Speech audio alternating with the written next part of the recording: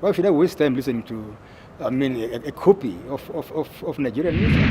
Napenda hizi vitu za haraka, bubblegum. They're singing stuff that cannot be heard by your mother and my mother. Why? Wana madharau. Unajua ujinga ichagui age. Hata mtu mzima anaweza kuwa mjinga. Hizi feature good music haipati ya play hata kidogo. Hata tukikosana isikie nafsi. The Kenyan music and creative industry has the potential of generating huge amounts of revenue. Almost every day, new artists dive in the industry with the hope of being the next big thing.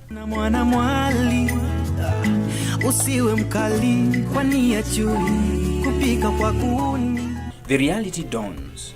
Trying to create an image, staying visible, remaining relevant, and above all, owning their space in the rather overcrowded industry becomes a day-to-day challenge.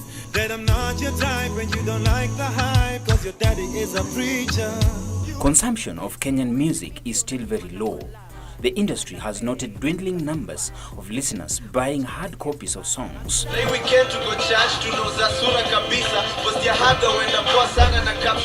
Musicians now depend on TV, radio, and DJs to play their music. While the internet may be a huge and already market, most musicians are still struggling with how to push their music online, and as such, mainstream media is still a key player in the industry.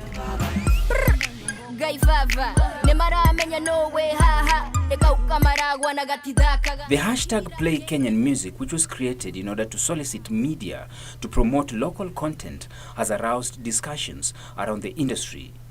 But the icing on cake was when Brian Robert Ouko, who is popular by the name Calligraph Jones, opened a can of worms when he accused the media of stifling local talent.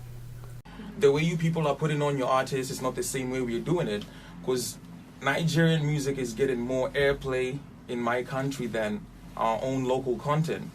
Yeah, so basically the main point I was trying to put across is that we need to do the same. If in any case you want to see Kenyan music, elevate to that position where it's supposed to be, then we need to embrace our own. This has evoked different reactions from the concerned people, including Kenyans who the music is intended for. I think the exposure that we get, mostly what you see, what you hear being played on TV, when you enter Matatu, everywhere you go, it's just foreign music. We don't have that much exposure to Kenyan content, and that's what we tend to listen to. It's important that Kenyans promote their own Kenyans, because again, you're always finding media stations like TV and radio stations always playing West African music and also music from Tanzania, and they never play our own Kenyan music as often as they play Nigerian music, like the likes of Davido, Diamond. If you have good music, it doesn't matter if it's Kenyan, if it's Nigerian,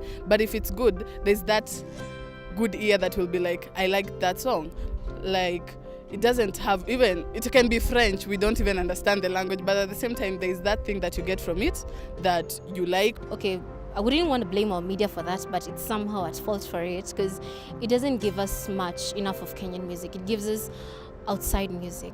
And Kenyan music is awesome, ranging from Fenagitu, Nyashinsky. They're all awesome people, and it's about time we started embracing our culture. The average Kenyan in the street doesn't know if Davido has released a new song, They don't know if P-Square have released a new song unless the media gets it and,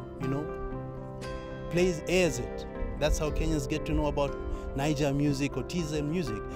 Flip that coin and say you just play Kenyan music. They'll get to know about Kenyan music.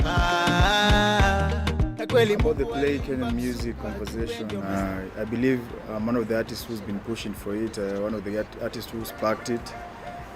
And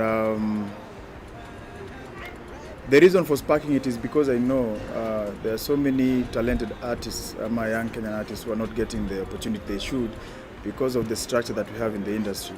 Tabu Osusa is a music producer and founder of Ketable Music. His motivation for starting Ketable was the glaring absence of originality in the Kenyan music he sampled. Tabu believes that it's the Kenyan music and not music by Kenyans that needs to be given airplay. Kenyan music to me depends on the genres, such as Benga music, such as Momboko, such as Mutibo, Chakacha, Tarab. There are so many genres in this country that we can actually call Kenyan music. And I think if that's what we're talking about, yes, we should play Kenyan music.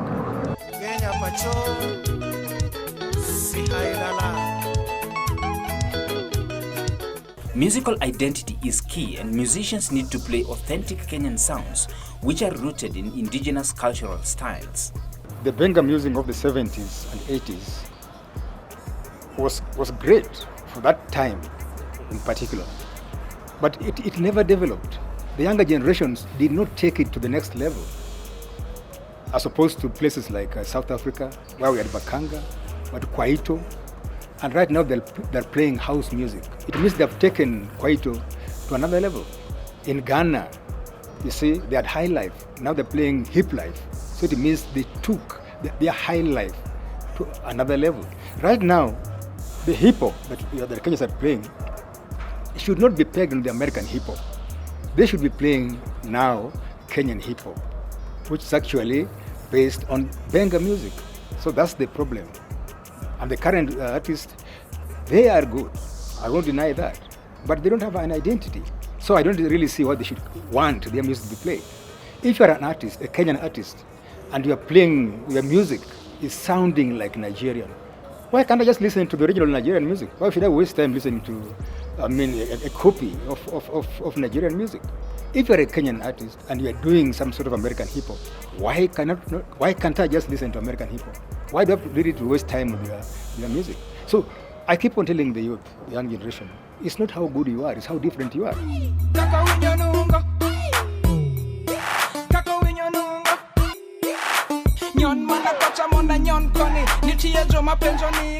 We need proper production because, music is like food. You cannot force me to eat bad food. It has to be cooked well for me to enjoy it. But see, the problem with us, like it is now with the hashtag Play Kenyan Music, it's like some years ago, one day the country woke up and said, let us have a national Kenyan dress. These things evolve. They need time. You don't wake up one morning and say, hey, let's play Kenyan music. No. It's good to, but let's work on our music. Good production, good packaging, and then so that our music is at par with the rest of Africa. And that's something that is not really the same.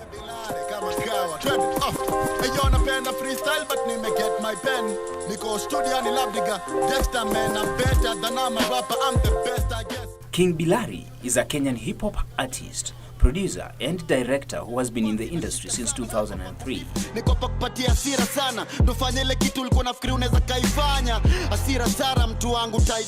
Bilari believes strongly in the power that the media has in promoting the local music content. Time nilianza music ilikuwa iko hard kidogo kwa vile hakukuwa na kitu kama internet vipoa hivyo wenye sasa iko naelewa.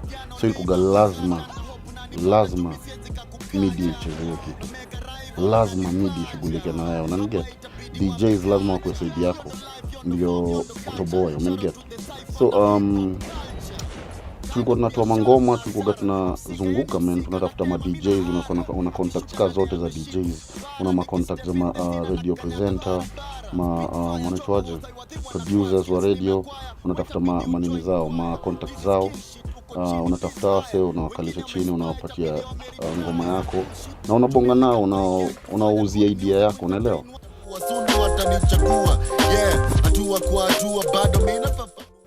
Watu wanasema Niger music iko na hii tempo, ina sound hivi. Sijui ngoma za TZ ama sijui ni za SS zina sound hivi. Man, Kenya tuko na variety, tuko na genge, ni sound.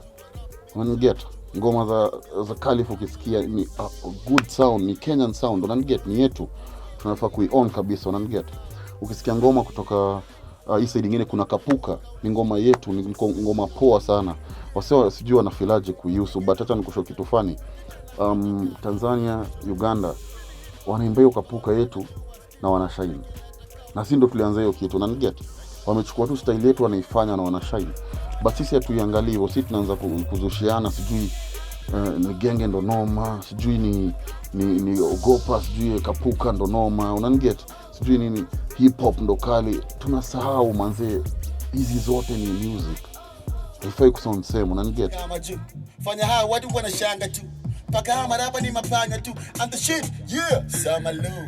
Spit me Obama dude, very official nimetwanga suit. When the media doesn't play its role as it should, then the local talent is subjected to a lot of challenges, and this puts the artist between a rock and a hard surface. Maartist wengi huku nje nimekutana nao manzee, wanaacha mziki manzee. Sana kwamba sijui mimi nimeenda Ocha, mimi siku hizi nafuga kuku, sijui mimi nimerudi huku, mimi siku hizi mimi nafanya hii hustle. Nasikia vibaya kwa vile umse ana talent, yani unajua ni God given, lakini amekaa amepiga 1+1 imekuwa haiwezi ingiana, mpaka amerudi sasa kufanya vitu yenye si yeye, ameenda kwa farmer, yeye si farmer. Considering the other African countries whose music is hugely played by Kenyan media houses, Bilari says Kenyans are very creative, and if given a chance, then they can prove everyone wrong. Kenya, naweza kusema hivi kuhusu Kenya. Kenya iko na a variety of styles. Wenye tuko na variety of languages, unaelewa? Sisi ni watu creative sana. Walipatia Kiswahili manze tukakuja na Shenga.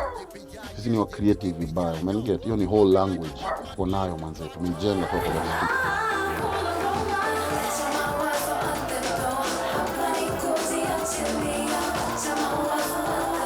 Bill Odidi, who is the manager of English Service Radio in KBC and the co-author of the book Shades of Benga, says that media houses have a duty to fulfill. Consequently, will only play music that is relevant to their target audience. It's about your listenership, you know, who is it that you speak to, what are their interests, what is the kind of music that they would like to hear on your airwaves. So, I mean, here in English, I'd very much like to play music from, across the world, South American music, music from Peru, but, that the danger in that is that I'm spreading myself too thin. So I really need to identify with the interests of my audience. But that is not to say you should not introduce them to new music. You must introduce them to new music, even within those narrow confines of music that they might ordinarily be identifying with.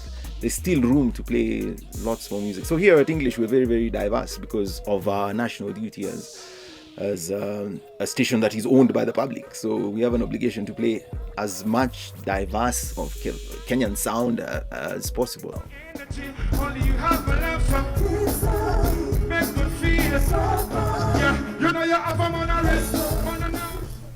Amidst this push and pull between the Kenyan music industry players, Bill makes a note that this situation is nothing new and history is just repeating itself. I think this is not a new debate. We've always found people to blame. If it was not the Congolese in the past, it was Tanzanians. It's not the first time we're blaming Tanzanians, even when the famous Tanzanian rumba bands came to Kenya and became very, very popular, we found someone to blame. So it's hardly surprising that there's a blame game now on someone alleging that Kenyan music is being killed. I don't think that anyone has any interest in killing Kenyan music or has an interest in promoting Nigerian music or Tanzanian music or bongo music as it's popularly branded. I don't think it's in anyone's interest to do that. But we're living in a very competitive world and music has to be competitive. So I think everyone has to find their niche, has to find their markets, has to know who it is that they're speaking to, even for musicians. Just like we at radio stations now, different radio stations appeal to different people, have different markets. So if you don't identify who it is that your audience would be, then you're going to be in trouble. And I think that's what's troubling a lot of the musicians now. Unaendelea kusikiliza KBC Radio Taifa, sauti ya Mkenya, ikiwa hivi sasa msikilizaji ni saa 4:03. Hii ni ile siku ambayo tutazungumzia swala zima la play Kenyan music. Tutakuwa na wasanii ndani ya mjengo, Bandana pamoja na Spizo, kwa hivyo tegea. Top Mashariki ndio ina take over. Kazungu is a TV radio presenter and interacts directly with local artists in his program Top Mashariki that airs on TV and radio. Waje bado lawama bado ziko kwetu sisi kama radio station, kama presenters. Mimi kidogo naweza blame radio stations na TV stations.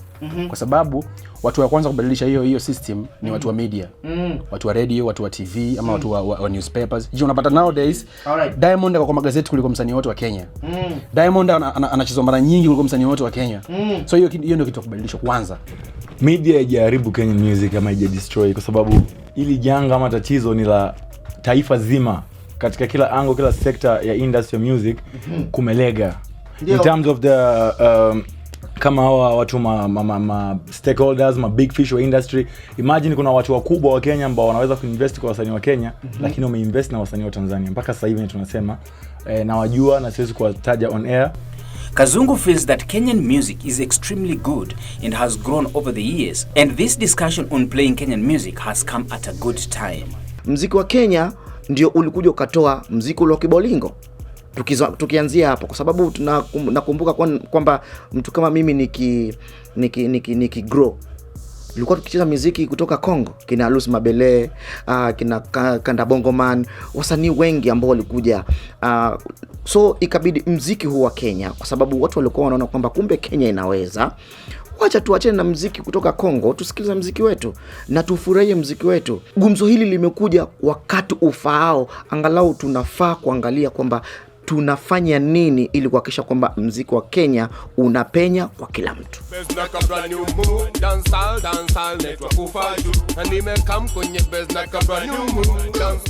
According to him, artists should stop the blame game and focus on creating good music that will sell and promote their brands nationally and internationally. Leo hii nilikuwa nauliza swali hili.